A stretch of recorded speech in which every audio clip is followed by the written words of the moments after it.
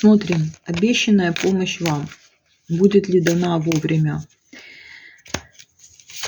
Возьму 3 варианта.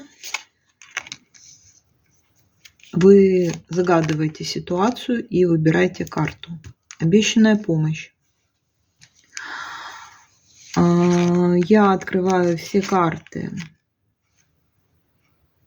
В первом варианте, да, скорее всего, что ее предоставит какая-то женщина.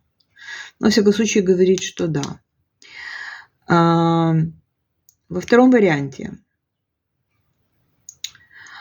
вам стоит от этого отказаться, и вы освободите свои силы, время и ресурсы. Помощь-то вам могут и дать, но оно вам пойдет не впрок. Не стоит на нее надеяться. Эта помощь будет вам не во благо. И третий вариант нет, говорит точно.